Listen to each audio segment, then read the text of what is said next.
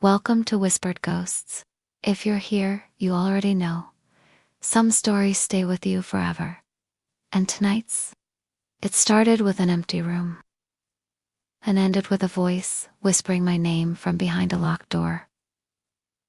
My name is Daniel. I moved into a rundown apartment in Detroit after a rough divorce. Cheap place. 3rd floor. Unit 3B. The building was old cracked walls, yellowed lights, and a smell like damp wood and forgotten lives. Across the hall from me was 3A. The door was always closed, unmarked, unmoved. I assumed someone lived there, just quiet. We've all had that neighbor, the one you never see, but you know they're there. Except this time, no one was.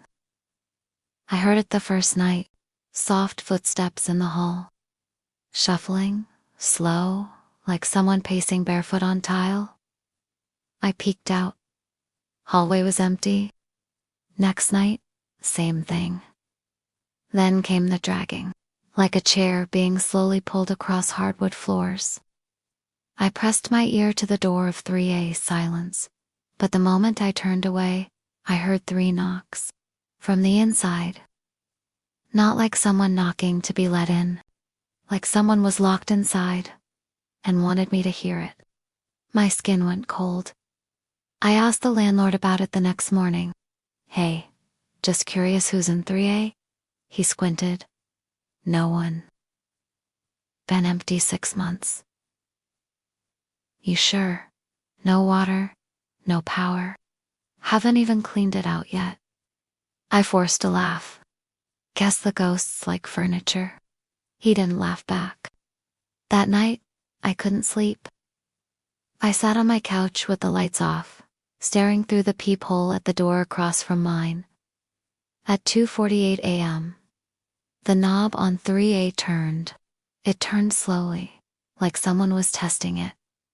But the door didn't open. I didn't move. I didn't breathe. Then I heard it. A whisper, not through the wall. Not through the hallway. Inside my apartment, Daniel. I turned so fast I knocked over a lamp. There was no one there. But when I looked back through the peephole, the door to 3A was wide open. I opened my own door just a crack. The hallway was cold, still, and empty. 3A was closed again. Like nothing had happened. I told myself it was stress, insomnia, auditory hallucination. I needed sleep, but deep down I already knew that room wasn't empty.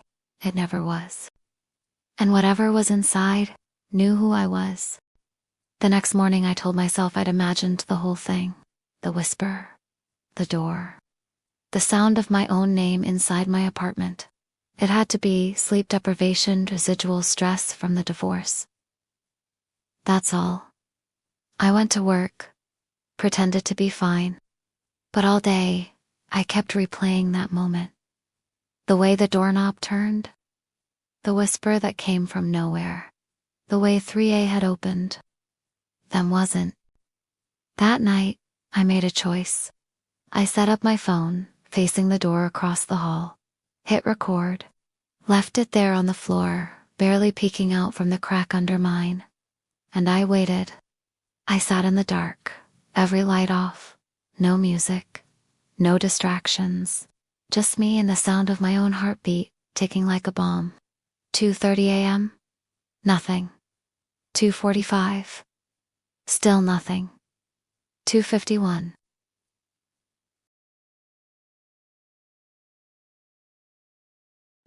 Then footsteps. But not like walking, dragging, like bare feet sliding across dusty tile. Slow. Labored. 3A. I pressed my eye to the peephole. The hallway was empty, but I could hear it right on the other side. The dragging stopped. Then, the doorknob on 3A turned again. This time, it opened just a few inches, and something stepped forward. Not out into the hallway, into view. It was a person, maybe, tall, skinny, wearing something tattered, torn at the edges like burned cloth. Their skin was grayish, but their face, God, there was no face. Just smooth, pale skin stretched where features should be. No eyes, no mouth, but somehow it looked right at me. I felt it, a pressure behind my eyes, like someone had reached through the peephole and was inside my skull. Then it lifted its hand, bony, long and pointed directly at my door. I stumbled back. That's when the knocking started. Not gentle, not curious, violent, repetitive. Shaking the door on its hinges, I stood frozen, heart slamming into my ribs, fists clenched. I couldn't scream, couldn't breathe. Then it stopped. Silence. I waited a full minute. Then 5. I reached out, hand trembling, and opened my door just a sliver. The hallway was still. 3A's door was wide open. But the inside, pitch black. So dark, it looked unreal, like someone had painted the air inside with ink. I grabbed my phone and slammed my door shut. Locked it. Deadbolt. Chain. All of it. I watched the footage. At 2:52 a.m., the video caught it all. The door to 3A opening on its own. A shape blurry, like the camera lens itself was trying not to see it emerging, just into view. Standing still. Then the video glitched. Warped. The screen went black for 6 full seconds.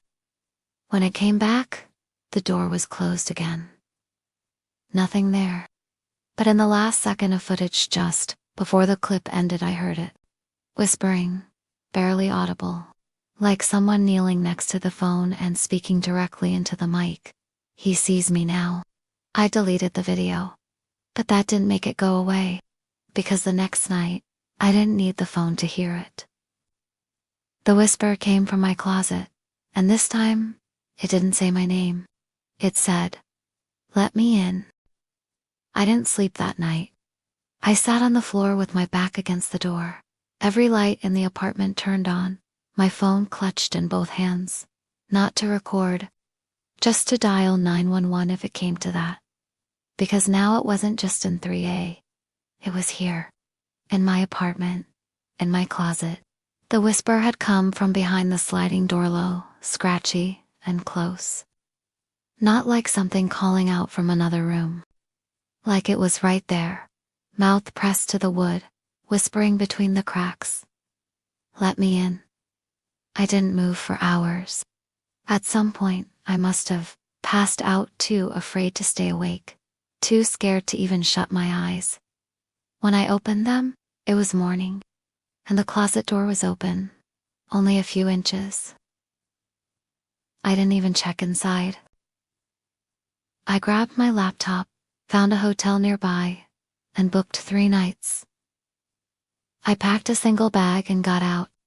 I didn't care about breaking the lease or getting my deposit back. I just needed distance. I stayed in that hotel, eyes bloodshot, watching the closet in my room like it would open on its own. For 2 days, nothing happened. Then, on the 3rd night, I woke to scratching. Soft, repetitive. From inside the nightstand drawer. I opened it. Empty. But as I sat there, frozen, the hotel mirror across the room began to fog. Something was pressing against the glass from the inside. And in the fog, 3 words appeared. Let me out. I left that hotel room barefoot, keys and wallet in hand. I didn't even take the bag. I just ran. I stayed with a friend. Didn't tell her the full story, just that I was going through something. She was kind enough to let me crash on her couch. But that night, she came into the living room at 3 a.m., eyes half open, voice soft and strange. Daniel, she whispered. Your friend's at the door. I stared at her. What friend? She blinked, confused. The tall guy, He said, "He's waiting." He says, "You left him behind." Her voice cracked on the last word, like it wasn't hers anymore. I didn't answer. I just slowly backed into the kitchen, grabbed my keys, and left. I didn't go back to the apartment, to the hotel, not even to my friend's place. I started over. New number, new city.